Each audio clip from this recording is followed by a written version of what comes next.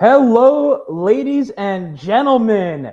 Welcome back to the Onward to Victory podcast, sponsored by GiantKiller. I'm Joe Szymanski. He's Palmer Johnson. Palmer, we're back with another episode. We've got a couple of things to come for you today, folks.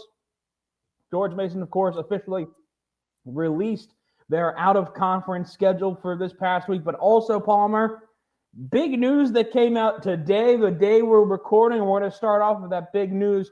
Consensus four-star prospect Shane Pendergrass officially announces his commitment to George Mason. The 2026 commit will join the Patriots next season. Palmer, what a start to the 2026 class for Tony Skinn & Co. Yeah, this is a guy they've been on for a long time because I think that was his third visit. He had two unofficials last summer, then a third official this summer. So that's a lot of that doesn't happen very often. If you're on that guy for that long, you obviously really care. I mean, they got the guy they wanted. I I just assume that that's your top target in the class. Mm-hmm. Absolutely, absolutely. And like you said, Tony Skinn & Co. basically been after Pendergrass since recruiting season one in 2024. You have to remember, Pendergrass was originally a 2025 class member. He reclassified to 2026 very early on in the process last year. But again, this is a guy that Tony Skinn & Co. have been on top of since 2024 when they first came into for 2023. Excuse me, when they first came into business here with the Patriots as the staff. This is a guy they've been after for a long time, Palmer. We released a fantastic article earlier today. You can read about it on GiantKiller, but you talk a little bit. You see the video on Pendergrass. I've seen the video on Pendergrass, but I want to hear you talk about what your thoughts are on this 6'8", very talented wing forward we have committing to the Patriots. Yeah, I think he's a really solid floor because he's a really good defender, and I think that's just really important. Because that's generally one of those things that can stop a young player, from getting time. Is he's good at all these things, but he's a complete liability defensively, so we can't play him. I think that won't be a problem, and he just kind of really solid offensively because you'll see like he'll play really well in like a team offense. Play in rhythm with his team, and then a play goes poorly, and he gets an ISO possession, and then he still scores. So it's just kind of like, okay, this guy can kind of do everything. Yeah, and we've talked about this, I think, with Emmanuel Kanga, who is kind of the big star freshman, it seems like, this year. But certainly, at least with these four prospects, Tony Skinn is certainly looking for players who are defensively ready. It seems like to fit the Patriot pressure system. I looked at Pendergrass too. I got to say, Palmer, it looked like from all the clips I saw watching of him, it didn't look like there was a minute where he was out of position or not in a place he was supposed to be when they were on the defensive side of the ball. When his team were on the defensive side of the ball, it just didn't look like there was a moment where he was outside of where he was supposed to be. That positional awareness. How key is that to a player like that getting minutes heading into their freshman year? Positioning is so important because you can learn technique and all that, but if you're in position, that's just rule. That's just number one. You have to be in position. It doesn't matter how good you are at everything if you aren't in the right place. So I think that just gets him, raises the floor, and just means he's probably going to play early because they know, hey, he might not. Maybe he's not locked down, but he's not going to blow any assignments. Yeah, that's something that's very important. Tony Skinn, a lot of the Patriot pressure is just keeping the ball around the perimeter and, making sure protecting the hoop. That seems to be something that Shane Pendergrass does very well. In terms of offensive game, Palmer, this is a group that he seems to be a guy who's very comfortable both inside and outside, but he does really seem like more of a true wing, maybe more like a Woody Newton more than what I think we're going to see this year from Dola Adebayo, who I think is a lot more comfortable interior. But Pendergrass seems to be kind of a little bit of a hybrid of both. He certainly is a guy who could shoot the three ball, but I think there's also certainly an ability in there and a willingness to get to inside and get to the 2-point possession line where I don't know if that was fully Woody Newton's game. I see somewhat of a kind of a Zach Anderson at Florida Gulf Coast, where it's like, oh, he shoots a lot of threes. He also sits in the post a lot. He also can drive to the rim. And of course, Anderson did not really do anything besides shoot threes at Mason on offense. He didn't do anything besides shoot threes at Mason. So I don't think that'll be Pendergrass. But I think the idea of this guy's a really good 3-point shooter. This guy can also play in the post a little bit and drive to the rim. I think that's kind of what we're going to get.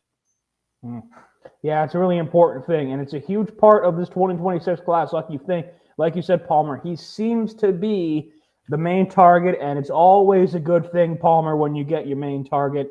There's a couple, I believe, Jay Chapman, who we talked about in the last episode, I believe his visit is this weekend, I think, the 19th and 21st. Yes, it is. The New Jersey-based guard, 3-star prospect out of New Jersey, visiting this week for the Patriots. He'll be in Fairfax this weekend.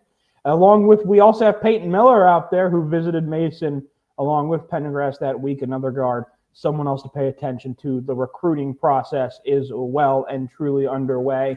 But in maybe even bigger news, Palmer, we finally have a schedule for the out-of-conference. The A-10 games have not been officially given dates yet, but we have an out-of-conference schedule. Palmer, I think it had a really great presentation, probably the best presentation I've seen ever in terms of announcing a new schedule. But in terms of the quality, are you a little disappointed that after the season we had last year at Georgia Mason, that it did not seem like Mason was able to get better games on their out-of-conference schedule this year? Yeah, it's a little disappointing. I think them being so good had something to do with it.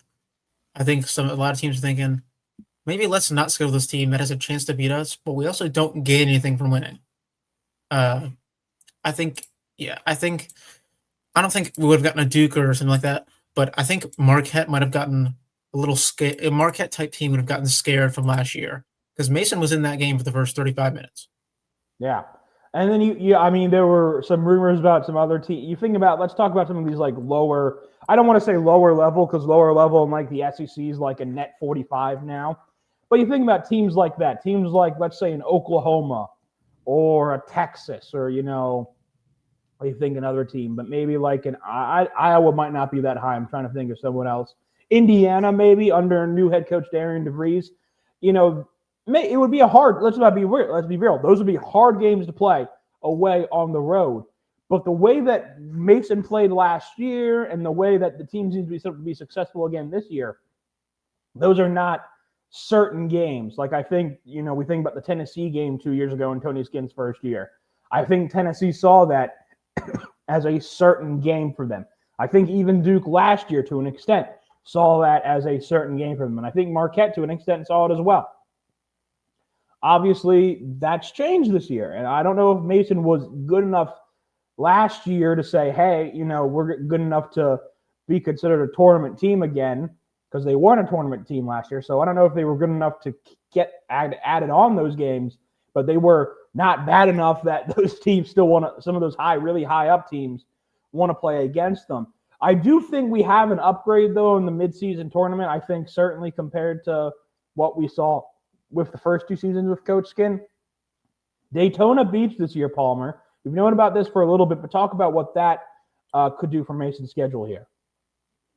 At the very least, right now, they will play Ohio, and then they'll play whoever has the same result of FAU and Loyola Marymount. And right now, those are Ohio and FAU are solidly Q3, and Loyola Marymount is on Torvik is exactly Q2. Like they are the last Q2 team for neutral. In terms of neutral game, I believe rankings, that'd be correct. Yeah. Yes. But at the very least, those are the type of games that you have to win. Those are the type of games you have to win if you're a Mason player. We also have James Madison coming to town. You do have the road trip to Virginia Tech, which obviously that's not until early December. So that means people will be watching the Hokies, obviously, in their early part of the season. If the Hokies are good, that's a good thing for George Mason, for sure. But you look at some of these other games. I mean, Wofford is dealing with a lot of internal stuff right now, but Winthrop has some good early season projections from clubs like Torvik. I think Penn we'll see what Fran McCaffrey is able to do with that team. He's, I think, an above average coach. I think he's a better coach than what Penn has had there for the last couple of years in terms of Steve Donahue, even though Steve Donahue is now the St. Joe's coach. I don't think I think there's a lot of proof that Steve Donahue was not doing a particularly good job at the University of Pennsylvania last year. I think Fran McCaffrey is an obvious upgrade over that. I'm interested to see what that develops in for Mason. And of course, you have James Madison coming to town, and James Madison is once again expected to be competitive in the Sun Belt and one of the better teams out of there this year. And of course, and then you also have the second year of Mike Jones running the show at ODU, and there's some hope and potential there for the former CAA rivals from Norfolk as well. But is there any one game you're really excited about, Palmer? Or is there a game that at Eagle Bank where you're like, you're going to have to be there? I would go JMU just because it's JMU, and that's looking to be the best home game by, I think it is. Yeah, looking to be the best home game. That's Q3. It's kind of hard to get a Q3 game against a mid-major at home. At home. So I'm glad they did. Wish there were more Q3s, but yeah, this schedule could have been worse. It could have been better. I think if the MTE they got a C plus B minus MTE instead of a D. They could have been a lot worse. Could have been a lot better. Yeah, an upgrade in the MTA, then certainly in terms of location and arena, and also in terms of broadcasting as well. You have to remember that, Palmer. CBS Sports Network will be broadcasting both of the games in Daytona Beach live. So no more questionable streaming services, Palmer. Not like 2023 where we had to get that. What was that? What was that even called? What was that? Do you remember that? What that service was called? It wasn't Ball So Hard, but it was something like that. It was something like that. You're right. It was something like that. It was terrible. It was broadcast on seriously, like it was broadcast on like my iPhone. I felt like. And it was on like a WordPress website too, where I was like, oh, yeah. I need to lay it on this website. Yeah. So it's better than that. It's better than playing in that high school gym in Jacksonville. It's better than just Marquette sending two teams to us and then going to them. This is better. This is better, and it's showing growth. And who knows? Maybe me and Palmer go down to Daytona Beach. You want to go down to Daytona Beach, Palmer? Pre-Thanksgiving trip? Yeah. Dirty Dayton? I don't know. We'll see. But it's an exciting time to be a Patriot. This is a schedule that's very winnable. If Mason wins out, that's very much time on an at-large schedule heading to A10 play. And it's not impossible. Well, you want to make that very clear. This is probably a good enough team where it's not impossible. But Palmer, that Virginia Tech game looms large on this schedule. That, with how the schedule is played out, that's a make or break game for the Patriots.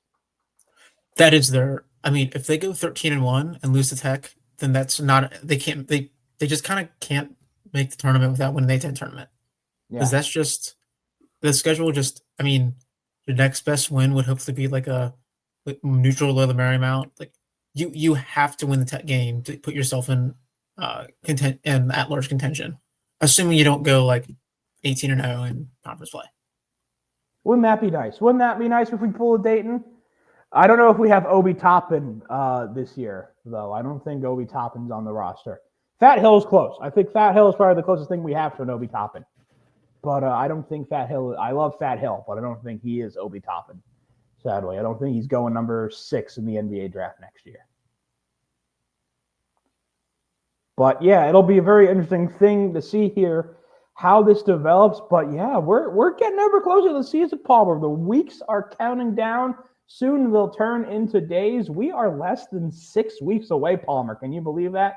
We're less than 6 weeks away from the season kicking off November 3rd at home against Wofford. That is confirmed. The home opener, Eagle Bank Arena, November 3rd.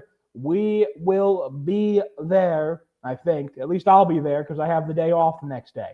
So I'll be there for sure. I hope to see many of you as Mason Nation. Who has it better than us? Tony Skinn is still in town. We're getting 4-star recruits every year now. Palmer, who has it better in Fairfax than George Mason fans? I don't think anybody does. I don't think anyone does either, Palmer, but it's a short episode this week. We're going to leave it at that. Thank you, as always, for listening to Onward to Victory. I'm Joe Szymanski. He is that guy, Palmer Johnson, in the big hat. Thank you for listening. Please hit that subscribe button. We're going to be putting out episodes as much as we can to keep you guys going because, hey, it's onward to victory, and we're ready to see Mason going onward to victory. Thank you guys very much for listening or watching wherever you're from, and go green and gold.